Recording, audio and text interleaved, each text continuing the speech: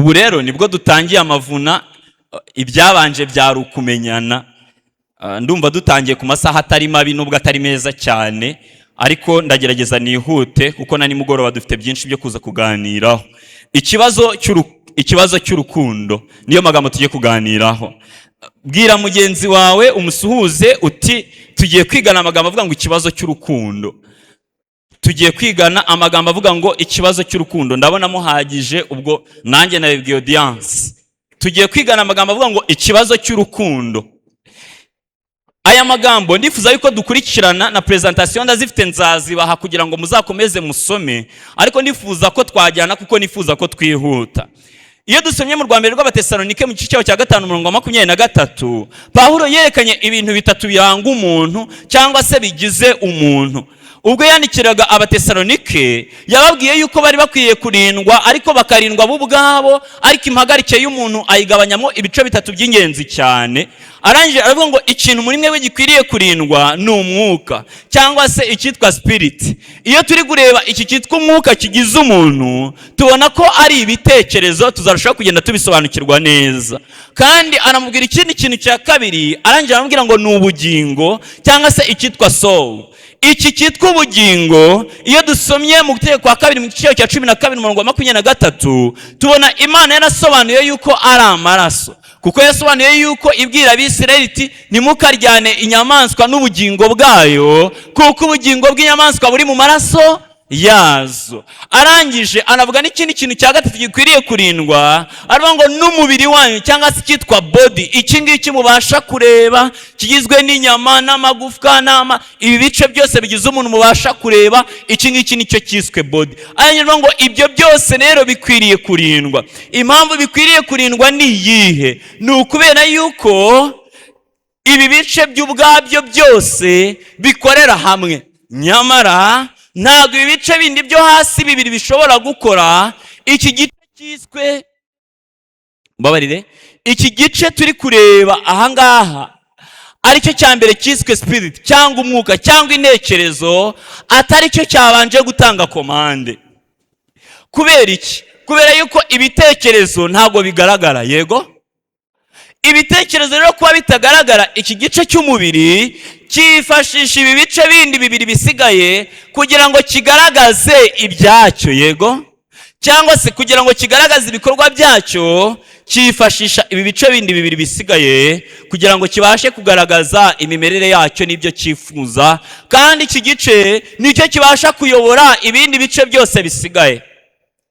None kuki nahereye kuri aya magambo? Nshaka kubabwira yuko ikintu bita urukundo nacyo ni ikintu utabonesha amaso.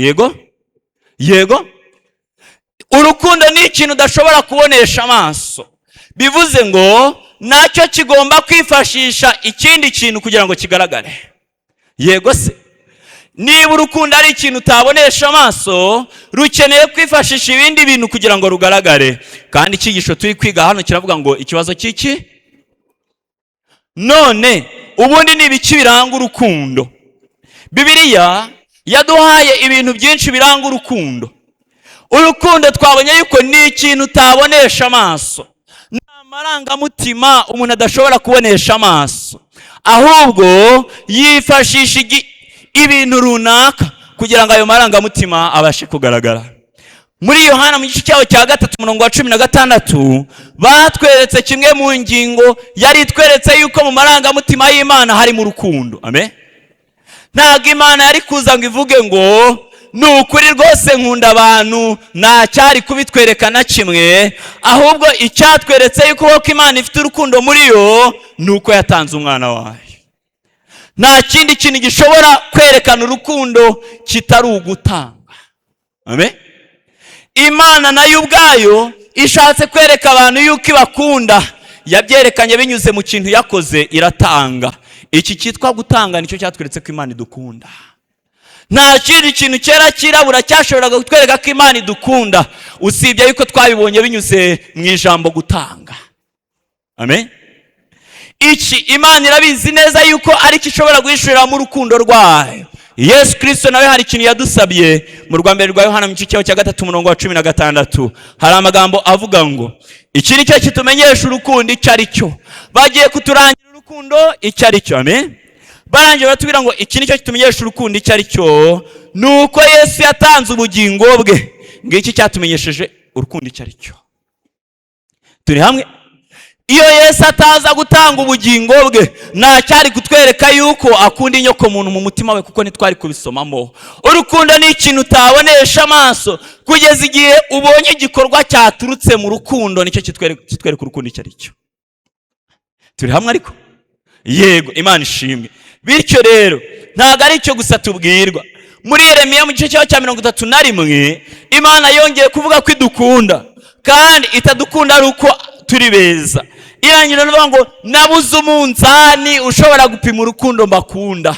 Ariko mwumve, kuko nabuze umunzani wo gupima urukundo nkunda abantu ba Kimisagara, urukundo nkunda abashyitsi bahagendereye uyu munsi, urukundo nkunda abantu bazakurikirana ijambo ry'Imana, urukundo nkunda inyoko muntu yose. Arangira no ngo Uwiteka yambonekeye kera ati nukuri nagukunze urukundo ruhoraho. Ntabwo uru rukundo Imana yarudukunze kuko twakiranutse. Ntabwo Imana yarudukunze kuko Adamu yari umuntu utarakora icyaha. Ntabwo Imana yarukunze abakuru b'itorero gusa n'abadiyakoni. Ntabwo Imana yarukunze abakiranuka gusa, ahubwo Imana yarukunze inyoko muntu yose, uhereye ku munyabyaha woroheje hanyuma y'abandi ukageza ku munyabyaha ruharwa, uhereye ku kiranuka ukageza ku kiranuka ukomeye kuruta abandi. Abo bose Imana yabakunze urukundo ruhoraho. Irangije irabihamya, iravuga iti kuko nabakunze urwo rukundo, ikibibemeza ni iki? Nabakuruje ineza yanjye maze ndabiyegereza. Izina ry'Imana ntabwo icyubahiro. Icyatumye Imana idukunda urukundo ntabwo twe tukizi, ariko igihamya yuko yadukunze, yadukuruje ineza iratwiyegereza. Bamwe yabakuye mu busambanyi irabiyegereza, abandi yabakuye mu businzi irabiyegereza, abandi yabakuye mu ishyari irabiyegereza, abandi iri kubakura mu ntege nkeya ngo ibiyegereze, abandi irimo irabahamagara bino byumweru 2 kuko yifuza kubiyegereza. Nagukunze urukundo ruhoraho, nkukuye kukuri, nicyo cyatumye ngukuruza neza ndakwiyegereza, kugira ngo uyu munsi ubashe kumva amagambo Imana yifuza kuvugana nawe. Urukundo rero rubasha guhanywa, rubasha kugaragazwa ko ari urukundo rw'ukuri iyo ruhuye n'ikintu cyo kurugerageza. Umuntu ashobora kwibwira ko afite urukundo akunda undi, ukibwira yuko abaturanyi bawe bakunda cyangwa bagukunda, kugeza umunsi ugiye mu bitaro ukarwara icyumweru kimwe, bose bakugemurira banezerewe, bikaba 2, bagatangira kugabanuka, bikaba 3, ku mwaka wa 3 uri mu bitaro, nibwo koko wamenya ko ufite inshuti zigukunda. Kubera yuko urukundo ntirushobora kuba urukundo keretse iyo rugeragejwe, nibwo ubasha kubona ko ari urukundo rw'ukuri. Mbese turi hamwe? Ibi bintu rero ntabwo ari twe gusa ushobora kubibonaho. Umugabo wageragejwe Bibiliya ikamuhamya ni umugabo bita Yobu. Amen. Imana yarahamije ngo hari umugabo mwisi unkunda. Satani aravuga ngo reka ngerageze urukundo agukunda. Arangije arugerageza ariko ruratsinda. Urukundo rwihanganira imfura, umuntu aturuka kure akaza nyagirwa, ariko ngo aze kwisaha abonaniramo n'Imana, yicara imbere y'Imana yumva icyo ari kuvugana nayo. Urukundo rwemera kugira byinshi umuntu ahara kugira ngo ateze umurimo w'Imana imbere. Urukundo rwemera umuntu akareka akazi kuko kabangamiye amahame y'ibyo yizera. Urukundo rutuma umuntu areka ibyo yaryaga n'ibyo yambaraga ngo akunde aboneke mu murimo w'Imana atunganye, atawuteye icyasha. ngo urwo urukundo Imana itwifuzaho. Urukundo ruboneka ko ari urukundo igihe rugeragejwe. Igihe kimwe hari abantu bahuye n'ikigeragezo cyo kugaragaza koko niba bakunda Imana. Aba bantu bari inshuti n'inkoramutima za Yesu cyane, bumvaga yuko mu kaga babana nawe, bumvaga yuko mu bigeragezo babana nawe, kandi ndababwiza ukuri ntabwo umutima wawe wari urimo uburyarya n'uburiganya. Bo ubwabo barikabakabaga bakumva bakunze Yesu, bakwireba bakabona babana nawe no mu kaga. Icyo bakoze cyose bakumva ni inkoramutima za Yesu, kandi mu mitima yabo nta buryarya nk'uko nabibabwiye bwari burimo. Bo ubwabo bumvaga yuko ibyo bintu ari ukuri, maze igihe kiragera bageragezwa n'urukundo. muri Matayo ari amagambo akomeye cyane, wabona no muri Luka 14, Luka 22, Yohana 13, byose nabishyizeho kugira ngo ubishaka abe yasoma. Ariko Matayo 26 Yesu ahanura yuko Petero ari bumwihakane gatatu. Umurongo wa 31 haravuga ngo, maze Yesu arababwira ati, mwebwe mwese iri joro ibyanjye biri bubahemuze, kuko byanditswe ngo, nzakubita umwungeri maze intama zitatane cyangwa zisandane, ariko nimara kuzurwa nzababanziriza kujya i Galilaya. Maze Petero aramusubiza ati, nubwo bose ibyawe biri bubahemuze cyangwa biri bubagushe, njyeweho ntabwo bizangusha. Kandi ibintu Petero yahamanyaga n'umutima we ko ariko byari bimeze. Mbese mwibwira ko hari uburyarya bwari mu mutima wa Petero? Oya rwose, yari kabakabaga kumva nta wakora kuri Yesu. Inshuti y'amagara bari bamaranye imyaka 3 irenga, agabatuma nubwo bose ibyawe byabahemuza, nge mu mutima wanjye ndumva nkomeye twajyanamo. Arerura aravuga ati, no mu rupfu no mu nzimbo yose twajyana. Umva ikintu gitangaje, nuko bose ibyawe bibahemuze birubagushe, ngeweho ntabwo bizangusha. Nyamara Yesu ureba hazaza aramubwira ngo, Yesu aramusubiza ati, ndakubwira ukuri yuko muri iri joro inkoko itarabika uri bunyihakane gatatu kutanze. Maze Petero arongera aramubwira ati, oya. Aramubwira ati, naho byatuma mpfana nawe ngewe nditeguye, nabwo sindi bukwihakane haba na hatoya, haba ngo nyerere na gatoya. Maze ntibyaciraho, n'abandi bigishwa bose bavuga batyo bati, oya, no mu rupfu twagenza gute? Twajyanamo. Oya, ntago nakwihakana, ntago bishoka. Kandi aba bantu imitima yabo nta buryarya bwari burimo. Bumvaga yuko bakunze Imana, kuko imitima yabo yari itaragera ku gihe cyo kugeragezwa. Barika bakabaga bakumva bakunze Yesu n'ibyiza yabagiriye. Bareba ukuntu yaba batuye ahantu kure, bareba ukuntu bari baragiye gukora ibitangaza bahaye imbaraga, bareba ukuntu bakije abarwayi bari kumwe nawe, bareba ukuntu yabitaye iminsi yose ntacyo bamuburanye, bareba ukuntu yabarinze indwara. Barahamya bati, oya, ntago twakwihakana. Bose niko bamanitse ukuboko bavuga bati, ntago dushobora kukwihakana. Nyamara igihe cy'ishungura kiragera. Igihe kigeze, Petero wawundi bavuga ngo n'urupfu turajyanamo, umuja amubwira ati, kandi uyu nawe yari kumwe nawe, harya yarasubije ngo yego cyangwa ni hoya.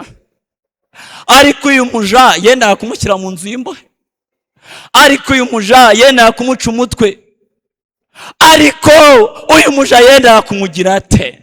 Ariko aratsemba ararahira ati, ibyo uvuga nge simbizi. Umuja umunyantege nke cyane agamburuje intwari yavuze ngo, no mu nzu y'imbohe turagenza gute? Mbega ukuntu ibyo kurya bigamburuje abantu bari baramanitse ukuboko, ibyo kurya byonyine. Mbega ukuntu imyambaro ibagamburuje, mbega ukuntu ibitotsi gusa, ibitotsi umuntu atiha bigamburuje abantu ku isaha yo kubyuka bagasenga. Bari baramanitse ukuboko barahira ngo no mu rupfu twajyanamo, no mu karengane nditeguye, Yesu sinaguhana. None mbega ukuntu bagamburujwe n'ibitotsi bisa, urupfu rutaraza. Mbega ukuntu abantu bagamburujwe n'imyambaro misa, batihana amafaranga yo kwigura usibye ubuntu bw'Imana. Mbega ukuntu abantu bagamburujwe no kugira amagambo gusa atagira n'icyo abubakira. Mbega ukuntu abantu banze kureka ishari rikabari bagamburuje bari baramanitse ukuboko. Mbega ukuntu abantu batinya imvura ku buryo bataboneka no mu nzu y'Imana irabagamburuje. Kandi abo bantu baravuga ngo twe tuzajya no mu bihanamanga. None bazajyamo mu bihanamanga aratwikiriye, mu bihanamanga arasakaye. Ariko abantu barirenga bakarahira ngo aho twe tuzabana nawe. Nyamara imvura yagwa bakisubirira mu buriri bakaryama bakiyorosa neza. Kandi ngabo bari ku rugamba rwa nyuma ruheruka.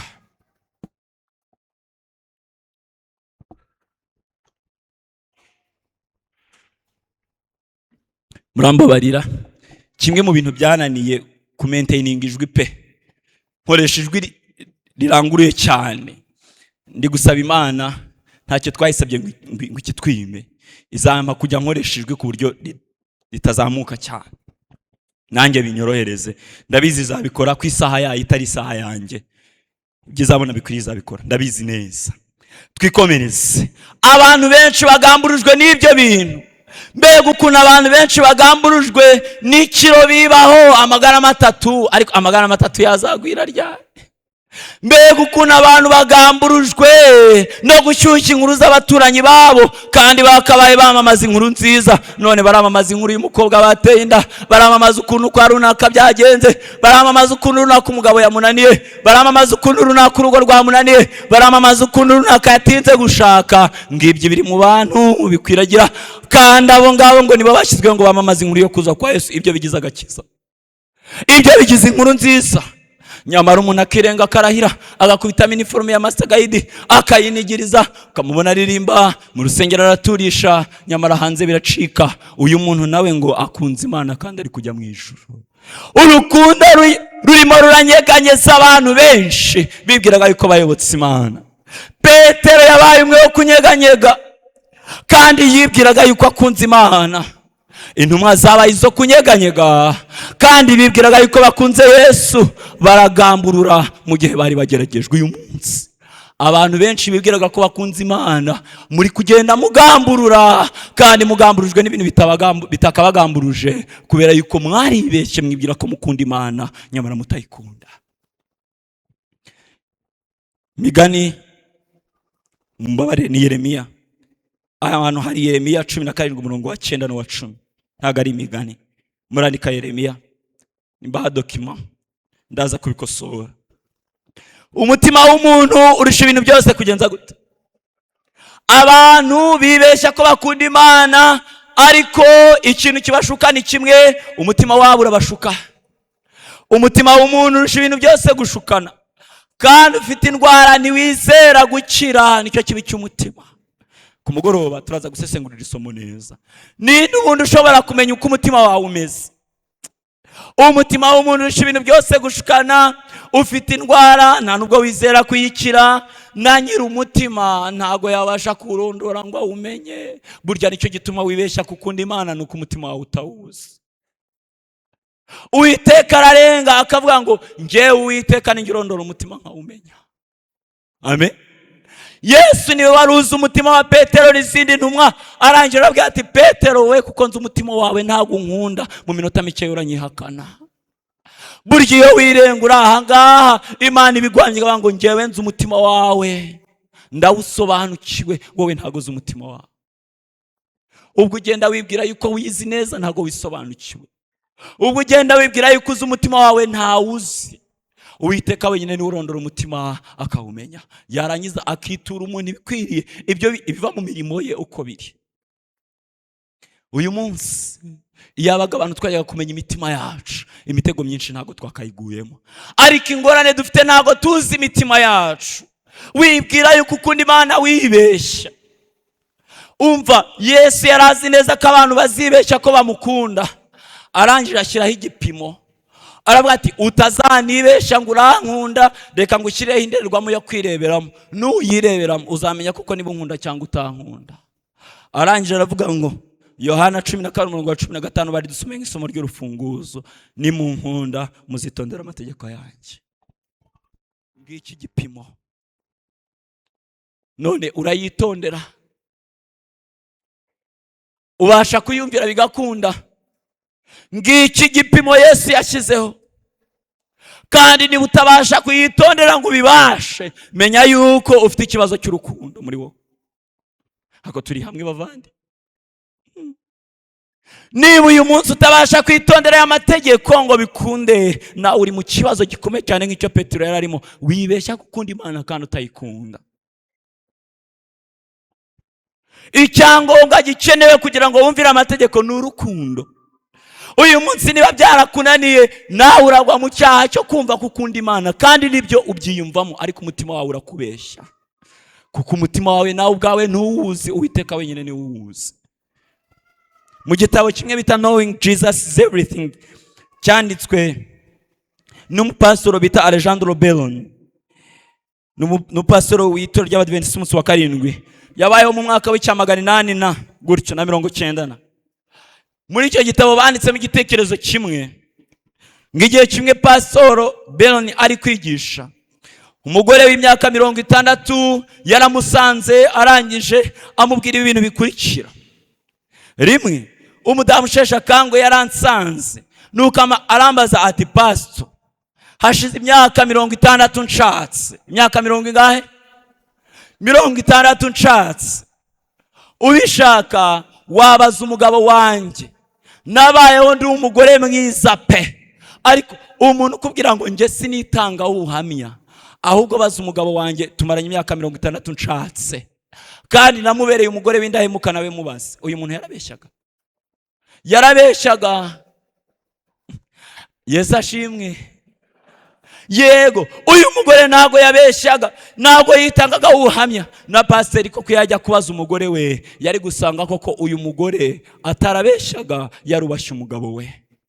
Ariko mwumva ikintu gitangaje, nkora ibikwiriye byose umugore mwiza akwiriye gukora mu rugo, ariko sinigeze numva nishimiye umugabo wanjye haba na rimwe muri iyo myaka 60 yose tumaze. Kandi wazi ko mukunda, mwoza ibirenge, mumesera imyenda, muterera ipasi, arya ibiryo bishyushye, ndamurata mu bandi, ariko muri iyo myaka yose 60 maranye n'umugabo wanjye, nta na rimwe negeze mukunda haba na rimwe. Aya magambo arakomeye cyangwa ntakomeye? Kandi uyu mugabo umubajije umuntu umukunda kuruta abandi, yavuga ngo umugore wanjye ankunda kuruta abandi kuko anyitaho rwose. Ariko uyu mugore pastor amaje ngo ibyo birashoboka koko. Arangije arambwira ati, umva nkubwire, mu myaka yahashize nta mukobwa wishakiraga, ahubwo iwabo bamushakiraga bagomba kubana.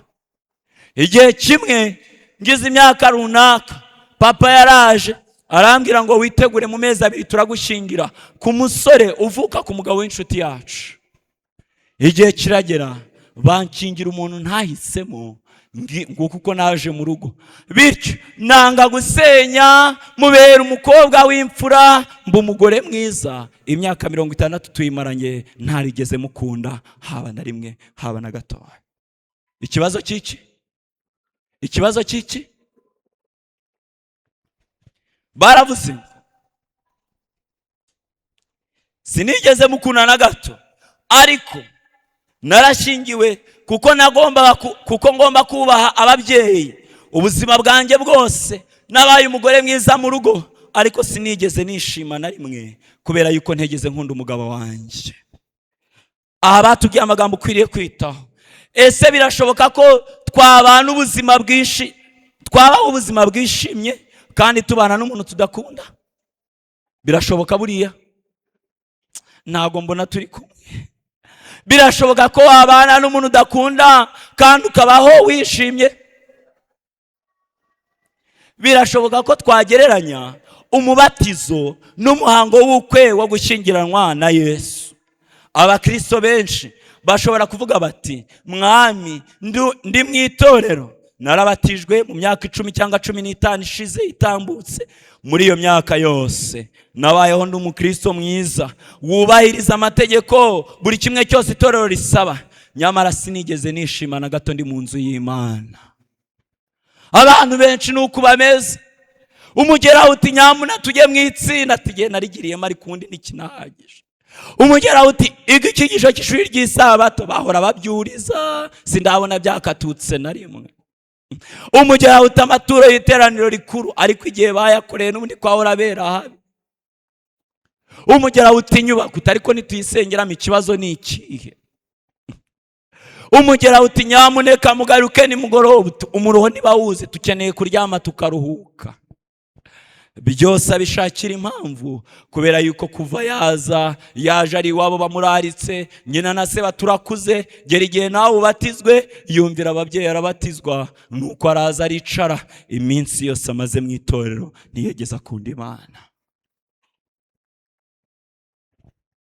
Ingorane y'ubukristo bukeya ufite nuko utegeze ukunda Imana. Reba uko waje urasobanukirwa impamvu. ibyanditswe biraguhamya bikavuga ngo niba ukunda Imana wakabaye witondera amategeko yayo, niba atari muri wowe ntukunda Imana uribeshya. Ngiki kibazo cy'urukundo ufite ni nacyo gitumye ugira ubukristo bw'ubunyantege nke. Ntibishoboka ko twakishimira kubana n'umuntu tudakunda. Biroroshye kubana n'umuntu ukunda. Ibaze nawe uko byajya bigenda nta rukundo na ruto umufitiye, ntabwo ibyishimo byacu byazanwa no kuba twarakuriye mu itorero, cyangwa ngo bizanwe n'abo tubana, abo twizera kimwe, cyangwa abavandimwe bacu babiduhatiye. Ibi byose nta na kimwe bivuze mu gihe cyose udafite urukundo rwa Kristo mu mutima wawe. Turi kumwe? Mbese turi kumwe? Ingorane nagira ngo mbatangarize y'ikiduteye intege nkeya, y'ikiduteye kutajya mu murimo w'Imana, y'ikiduteye kwijujuta, ntago dukunda Imana. Ariko ngira icyo mbibariza, mwese mugira inshuti. Ninde muntu wari wumva abangamiwe, afite umutwaro ukomeye wo gukorera ikintu cyiza umuntu akunda? Ninde? Koko waba akunda umuntu by'ukuri maze akagononwa ati ubu koko ngiye kubana n'uyu muntu nubwo mukunda, ngiye kubana nawe? Ninde? Tubapostinga batabidusabye, yego, kuri telefone zacu, kuri satini tubashyiraho, harya baba babanje kutwandikira. Tujya dutegura ibirori ahantu bunaka, tukaza twapfutse ibitambaro mu maso, bageraho tukabakuraho igitambaro, tugacana ya mabuje yo kuri keke, tukishima, uwo munsi tukamuha impano kugira ngo akunde amenye yuko tumukunda. Ninde ubiduhatira? Iyo uvugana n'umuntu ukunda kuri telefone, uvuga ngo ndumva namukupa, ngo twakomeza tukavugana, ninde ugushyiramo iyo mbaraga yo gutuma ukomeza kumuvugisha n'amayinite yagura, yashira ukagura andi, byabana ngo ukaguze MTN cyangwa Tigo ngo mukomeze muvugana uti si ndumva ntari kurambirwa kumva ijwi ryawe? Ibyo bibaho cyangwa ntago bibaho? None mwibarize, niba ibyo ngibyo bigira mu buzima bwawe, ko watura kukunda Imana by'ukuri, wari wamara umunsi wumva utayikupa, mu byanditswe byera muri kuganira uvuga uti ndumva ntagukupa, nejejwe no kuvugana nawe. Wari wigerana, abantu bakunda abandi ku buryo nubwo umuntu yaba afite inshingano nk'iyi muri gahunda yo kuramya, usibye wenda kubwiriza nabyo ashobora kubikwepa, ku buryo umuntu bakundana yamubwira ati umva ngeze i Kigali birantunguye, ndumva nshaka kukubona, urukumbuzi rurenda kunsandaza umutima, nitutabonana ubwo ibyanjye nawe ubisibe rwose, ndumva merewe nabi. Nubwo yaba ari umusore wari bufate mikoro hano ari kubwiriza cyangwa kuririmba, wabona abwiye abandi ati kanze gatoya ndumva ijwi ryanze, akikoroza hakagenda uwo moto, mwamubona Nyabugogo yagiye kubonana n'uwo muntu bimubwiye. Ibyo bishobora kuba cyangwa ntibyashoboka. Ababyeyi bitangira abana babo, bakabarira bakabitaho kuva bakivuka, kuko babakunda, nta yindi nyungu n'ingororano bumva babatezemo by'uwo mwanya. Ariko ninde wumva akeneye kuganira n'Imana? Ninde wumva akunze Imana cyane ku buryo yatanga byinshi yari afite? Ninde muntu ukunze Imana cyane ku buryo igihe bari kuvugana baganira ibindi byose yabishyira ku ruhande? Ninde ukunze Imana cyane ku buryo atarambirwa kumva ijwi ryayo? Iminsi yose yo mu cyumweru niba tuba twarahibikanye twikorera, icyakubwira abantu bageraho bakarambirwa ngo ubwirije iminota 50 ngo yatinze, nagira soze twigendere, ubwo umuntu akunze kuvugana n'Imana. None n'umubwiriza uri kwigisha cyangwa n'igikoresho Imana yatoranyije ngo inyuzemo amagambo yayo, uwo muntu nawe akirenga akarahira ngo nkunda Imana. Uyikunda bwahe ko wikunda? Nawe ubwawe umutima wawe uragushuka, ntabwo ukunda Imana, uribeshya, ufite ikibazo cyo kudakunda Imana. Mbese turi hamwe? Umuntu amara kuri WhatsApp telefone y'iminota 30, akayiva akajya kuri Instagram, TikTok n'ibindi, ariko ibyo bihe ntashobora kubimarana n'Imana yiga ibyanditswe byera, nubwo cyaba ari icyigisho cy'umubwiriza runaka. Abantu bakunda korari bakayitangamo amafaranga menshi kuko bakunze korari ariko badakunze Imana. Umuntu ushobora gutanga 500, turi hamwe kugira ngo korari amavuna nk'aya ategurwe, ariko ukaba utamubwira ngo nafate iminota 5 yiga ibyanditswe byera ari wenyine. Uwo muntu akunze Imana? Uwo muntu akunze Imana? Ariko mbwira umuntu wavuga ngo aragukunda akakugurira inzu nk'iyi, watakeje akakoherereza imodoka, akajya kohereza amafaranga kuri konti, ariko wambwira ati wampa umwanya tukaganira kugira ngo nta mwanya mfite. Uwo muntu urukundo rushingiye koko? Abantu twibeshye igihe kinini cy'imyaka itambutse ko dukunda Imana, n'uyu munsi dukunda inshingano zayo, aho turahihibikana, dukunda kugaragara imbere y'abandi tubabwira iby'Imana ikora, ariko ibyo byose tuvuga nta rukundo twe tuyifitiye mu mitima yacu, bigaragazwa nuko nta mwanya tuyiha.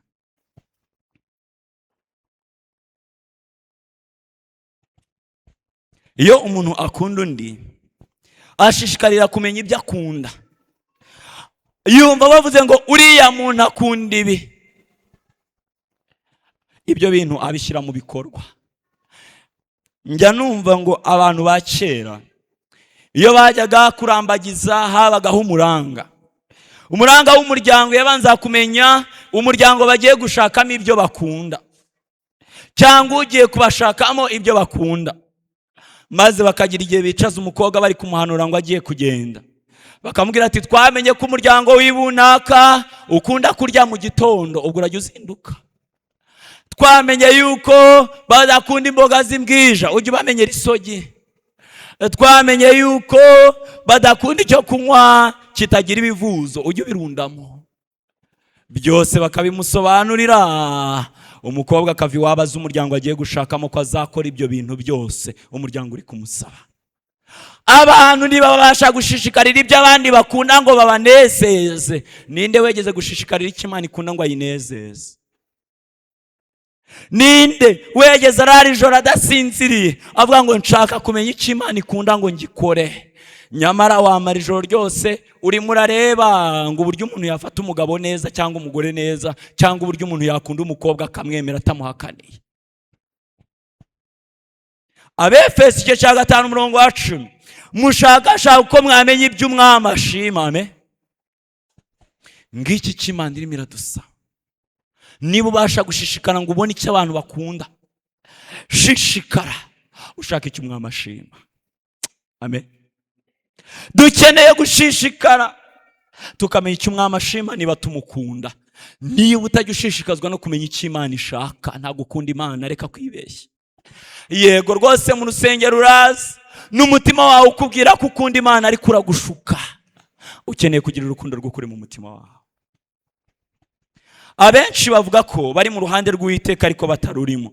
Inama z'Itorero page 229 ni igitabo kiri soft nakoresheje. Mwareba mu cyigisho cya 35 cy'igitabo Inama z'Itorero kigitangira, hari aya magambo avuga ngo abenshi bavuga ko bari mu ruhande rw'Uwiteka ariko batarurimo. Nawe wasanga urimo.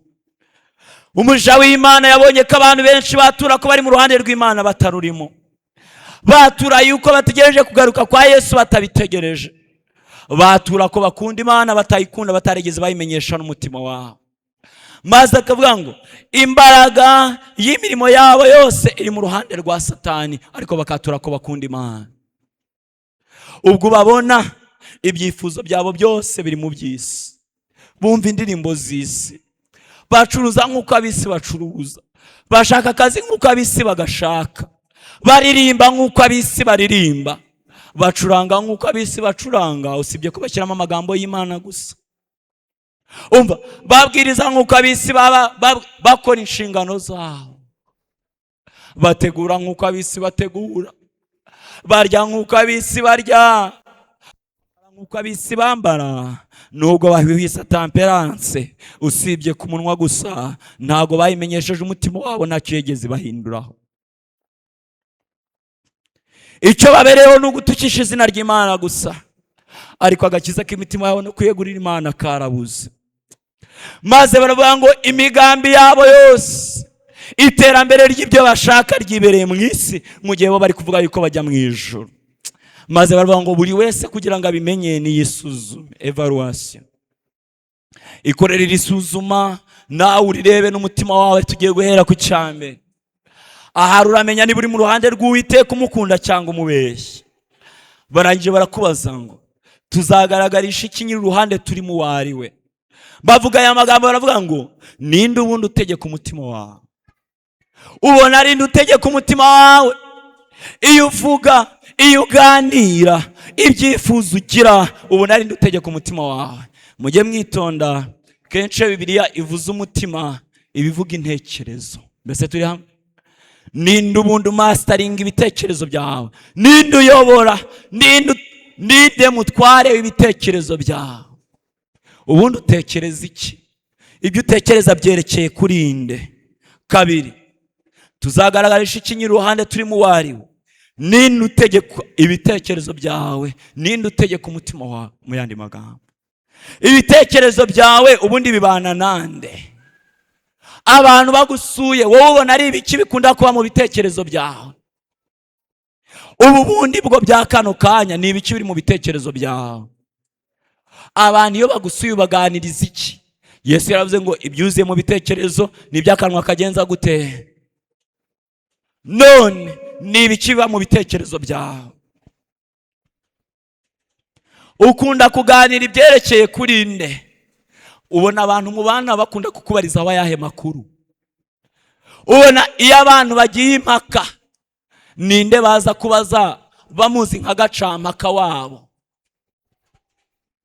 Aho mucuriza, aho mukorera, aho muba mu gipangu, baza kukubariza amakuru yerekeye iki? Abantu bajya bajya impaka, yarahukanye ntiyahukanye, yarahukanye ntiyahukanye. Tubaze Daforoza ducu. Daforo nubwo nago watubeshyira umudivantetse umunsi wa karindwi, none tumara impaka, yarahukanye ntiyahukanye. Ntumbaze ibyo Daforoza avuga. Koro tumara impaka, uyu mukinnyi baramuguze ntibamuguze, baramuguze ntibamuguze, baramuguze, ngewe ndabizi bamuguze aya mafaranga aya nayo bamuguriye. Ahangaha kontara bayisinye uyu munsi saa 3:15 nibwo bari bamaze kumuha jezi yemeza yuko ari umukinnyi w'iyo kipe. Ngibyo bintu byose mujye mubimbaza, mbabizi ngewe Korode, uri umudive mwiza we ntiwabeshya, ubwo n'iby'ukuri. Ngubwo ubutumwa Korode ari kwamamaza buvuga yuko Messi yagiye kugaruka, n'ubuvuga ikipe zaguzwe uyu munsi. Karari iyi filime yasohotse nirasohoka, yasohotse yasohotse.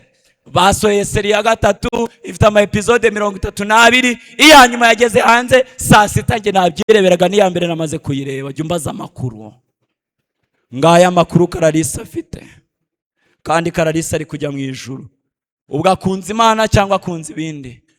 Kibazo cy'urukundo. Abantu baza kutubariza ayahe makuru?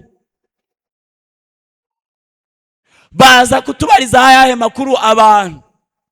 Ariko yewe Nyiramari mbwira, umunzano udakase muri iyo yose bamwe isoko nuhu jya kuwa kwa Korode, uwo kwa Eunice, uwo kwa Ndenande, uwo kwa Ndenande yose iranyonze buriya y'ibibiro 2 gipimisha kwa Korode naho nga. Ayo makuru yose arayasi, ariko amakuru y'urugendo rujya mu ijuru nawe Isaya gihanuzi igeze ibyo ntubimubaze. Cyakora ku Isabato azaza, azaturisha, azaririmba. Ngiyi imibereho abantu turimo, nyamara turabeshya ngo dukunda Imana. Ukunda Imana ute? Amen. Mbese turi hamwe? Mbese turi hamwe? Imana igiye kudushyira ku munzani w'igihe tuyiha muri bino byumweru 2. Nabwo uraje ugaragare, kandi nudahita mukayunguruza uzabugira amahirwe. Yifuza kuvugana nawe bino byumweru 2 buri n'umugoroba. Iza ubukene bwawe, yateguye ibyo kumara ubukene bwawe bwose. Nuzaba uzashira, ariko nutaza. Hari umuvandimwe yegeze kwemera kwigisha icyigisho cyari gifite insanganyamatsiko ivuga ngo emera ukuri cyangwa wihamire ukuri. Ubwo nutemera ukuri, ahari sinzi uko uzasigara. Ninde ukunda urukundo rushyushye cyane kandi akaba nyiri imbaraga zacu zose? Mu badivantisi umunsi wa 7 tugira ikintu cyitwa kwandikisha ubukwe. Habura amezi 3 ngo bube. Yego, nago turi kumwe kandi gusatira umusozo.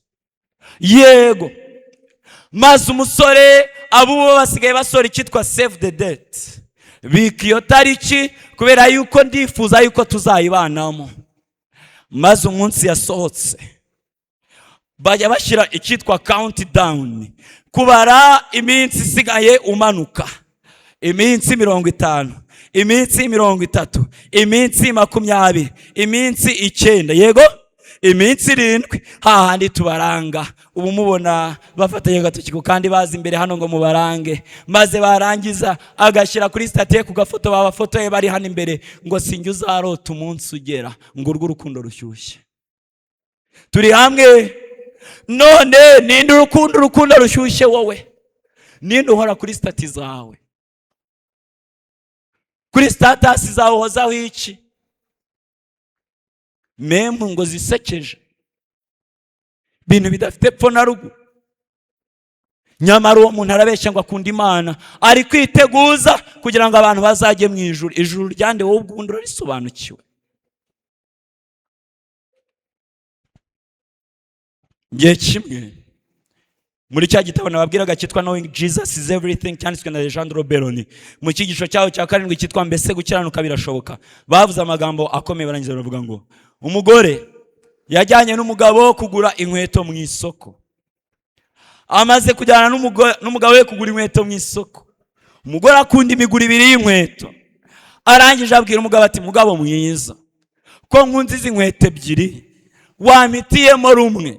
Umugabo arangije aramubwira ati, ihitiremo kuko ni wowe uzazambara ntago ari njye.